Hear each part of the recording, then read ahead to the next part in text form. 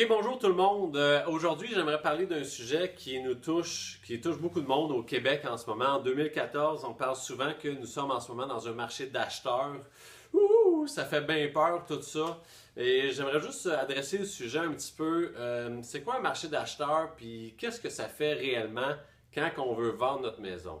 Bien, un marché d'acheteurs, en réalité, c'est tout simplement une expression pour dire que pendant une certaine période de temps, il y a beaucoup plus de maisons à vendre sur le marché qu'il y a de gens qui sont en train d'acheter. Il y a plus de vendeurs que d'acheteurs. Là, je n'ai pas toutes les statistiques avec moi aujourd'hui, mais en tout cas, vous l'avez sûrement entendu autant que moi. Puis, comment est-ce qu'on fait pour vendre dans un marché d'acheteurs? Je vais vous dire une chose très facile que je vois moi-même régulièrement. En ce moment, 2014, tous mes clients qui m'appellent pour mettre leur maison à vendre et qui me disent regarde Sébastien, je sais qu'on est un petit peu cher, mais on veut juste essayer, tâter le marché puis voir qu'est-ce que ça va donner. À chaque fois qu'on me dit ça et que les gens mettent leur maison 10, 15, 20 000 trop cher parce qu'ils se disent regarde, on n'est pas pressé, on fait juste s'essayer, c'est pas compliqué, il se passe rien. Pas d'appel, pas de visite, pas d'acheteur, pas d'intérêt. Les acheteurs magasinent se rendent compte en général que vous êtes trop cher grâce à la merveille d'Internet parce que les gens peuvent d'un clic tout simplement visiter les 10 maisons dans votre quartier et voir que vous êtes la plus chère et que vous n'avez rien de plus à offrir.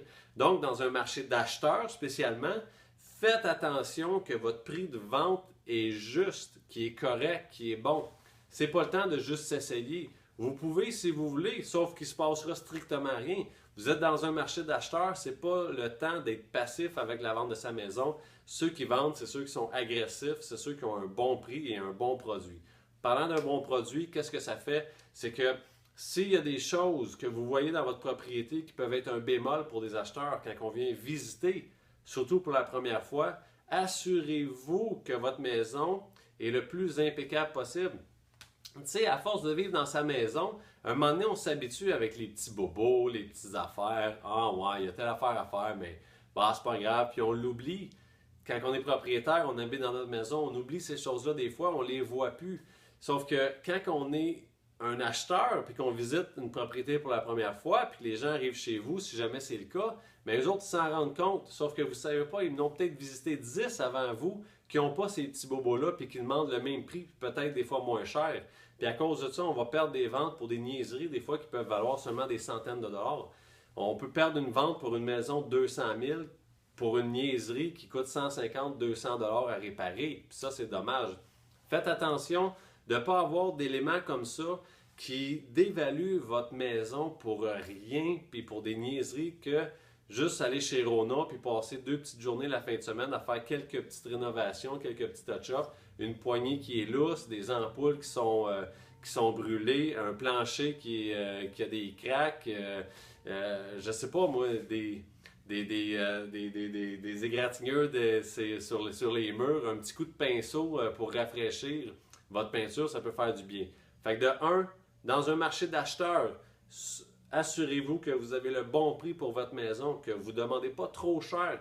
Un 5 à 10 000 peut faire toute la différence si vous demandez un 5 à 10 000 de trop. Puis aussi, bien, tous les petits points dans votre maison qui peuvent être un irritant pour un visiteur, assurez-vous de les régler le plus possible.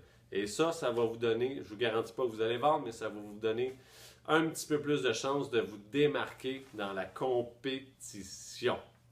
C'était Sébastien Cloutier pour le courtierquiditvraies.com.